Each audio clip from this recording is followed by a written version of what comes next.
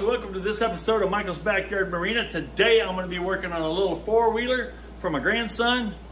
It's right here behind me. It's a TAO, TAO. TAO is how it's spelled. So this one here has a bad motor. It's runs, it'll idle, but it won't throttle up. It has virtually no power at all. The compression checks out at about 50 pounds. Not good. So instead of rebuilding this motor or doing anything with it right off the bat, we ordered a new motor. So today we're going to do a motor swap on it, and hopefully that fixes her right up. And he'll be back in business riding this thing in no time. Let's take a closer look at it.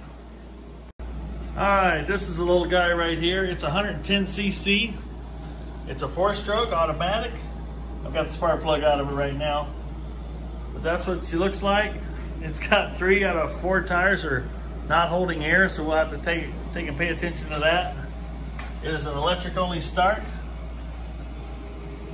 And at first glance, it looks like I'll be taking the plastics off just so I can have comfortable access to the motor and the wiring. Looks like the plastics come off with just a few screws, so we're gonna dig into that right now.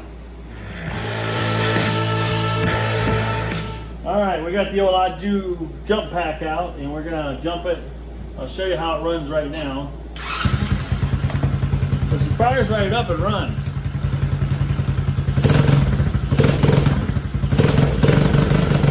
See what it does there? It just ain't got enough poop in the shorts because it only has 50 pounds of compression. So we're gonna do that motor swap, and hopefully we'll get rid of that. That's the best it'll do. I tried driving around the yard, and it won't pull me at all. So, without further ado, we're gonna swap this motor out. All right.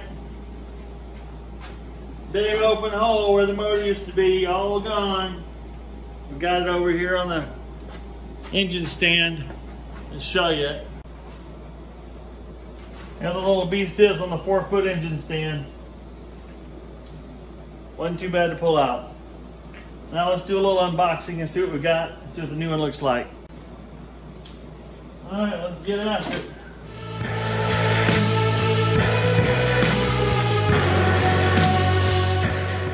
Hey, you got a brand new sprocket. A Spacely sprocket. Comes with a brand new spark plug. There it is, folks. We just must not forget to put oil in it. That would be a grave mistake. It has some oil in it. Are you kidding me? They shipped it with oil in it? All right. There we go. Let's see if we can get this thing put back in.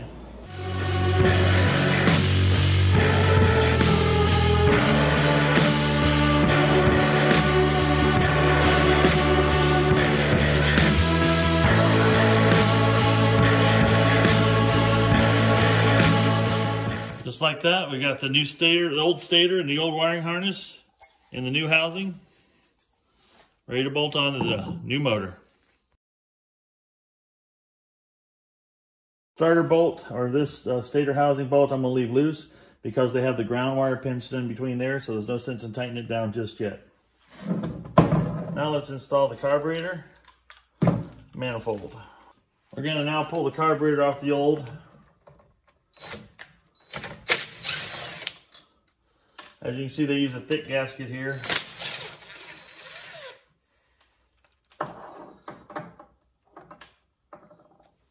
And the new motor came with some stuff. New motor came with an intake manifold of its own, which we'll use.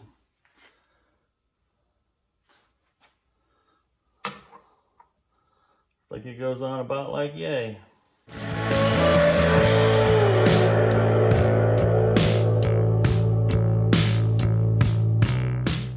I currently have no reason to believe this carburetor is bad, but I am going to pull the bowl off of it just to check and see if there's any kind of trash in it. Well, the carburetor appears to be pretty clean, but you can see down the bottom of the bowl and some of the little brown floating around in here. We're gonna flush that out, and I think she'll be good to go. There's also some adjustment screws on the side. We're gonna go ahead and pull those out and blow air through those to make sure those passages are clear as well. But before we do that, we're gonna turn these in, because it was idling and running and starting fine. We're gonna turn these in till they bottom out to see how many turns each one of them are. So when we pull them out and put them back in, we can put them right back in that same position. As it turns out, this front one was backed out about 1 1/4. This one here in the main body was backed off 2 3/4. So we may do some tuning once we get it back together, but I think this is the idle adjustment because it goes down and hits against the carburetor slide, throttle slide. So that was probably right where we wanted to be, but we could tweak that after we got it running again. Now that we have all the passages flushed, blown clean with air, we will reassemble and put things back the way they were.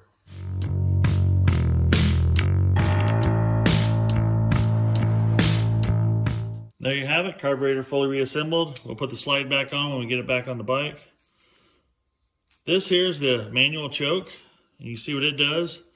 You raise it all the way up and it blocks off quite a bit of air. So it chokes the carb, and then that's unchoked when it's open. So let's put the carburetor back on. Now it's time to snake the new motor back into this place and throw some bolts in it.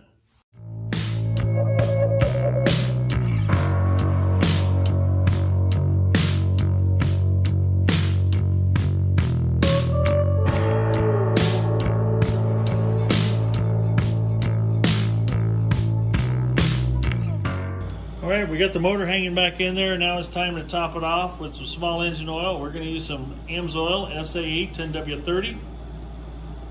Why? Because it's the best.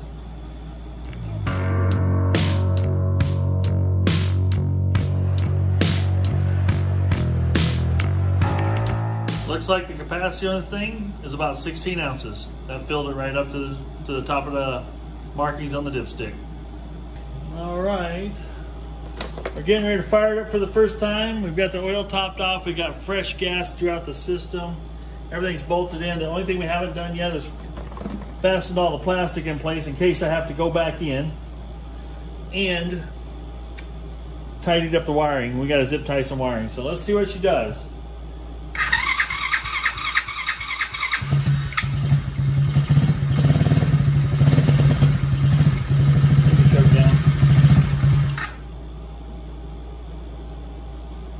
Where's hiding? There it is. Put it again. Whoa.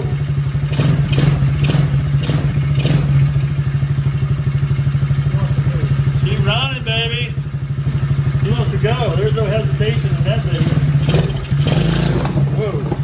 Yeah, I wouldn't do that before. No, I didn't have that kind of power. Yeah. Stand back and watch the power. All right. What we got here? The motor came with this style of plug on it versus a white universal plug that plugs the two together. This had individual plugs, so I had to cut these and solder and heat shrink and put the original plug on the new motor, and it works just fine. Another little problem we discovered is right here. When I say we, my son, I didn't. He discovered it. It's a great assistant to the director or whatever.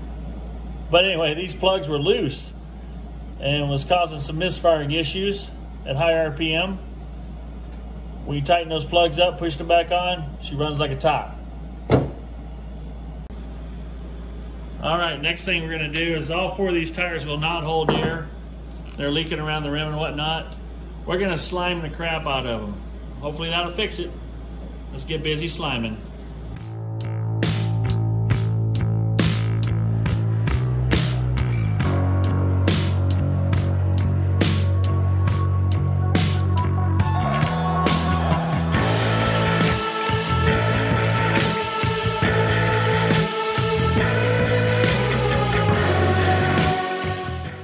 We got the little little beast down on the ground. We ended up putting slime in 3 of the 4 tires to try to get him to hold air. This right front was still not trying to hold air as well as it should. So I just re-inflated it. We're gonna ride it around a bit. Plus you'll get to see it in action. We've got it governed back to about half throttle. Still fast for a little guy. But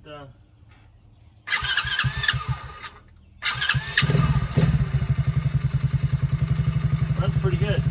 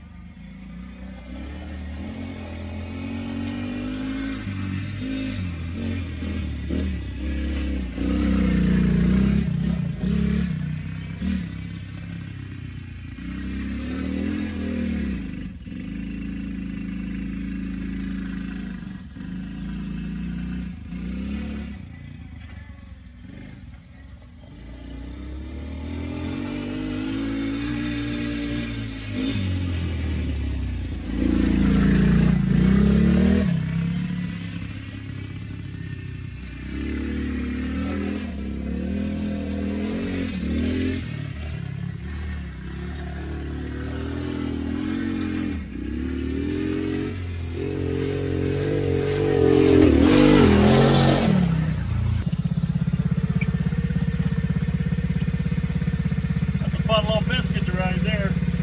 Too bad it's so small. Well, there you have it, folks. He's all back together running tip top, I believe. We're going to do a little checking of the oil and make sure it's still holding good. And I think we can call this job complete. Came in running bad, leaving running good with a brand new motor. Kind of hard to screw up putting in a new motor, but we got her in there and she's running like a top.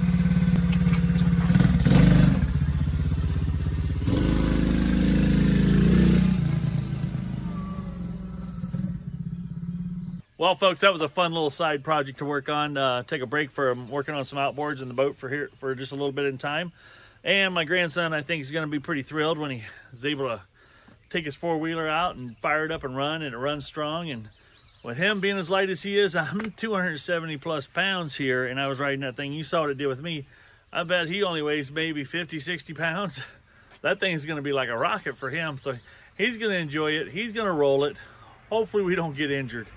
But, folks, this has been fun, and get out there and do something fun today. Get out there and make a motor run. Watch all my other videos. Go out there and pick you up an old outboard. See if you can get it running.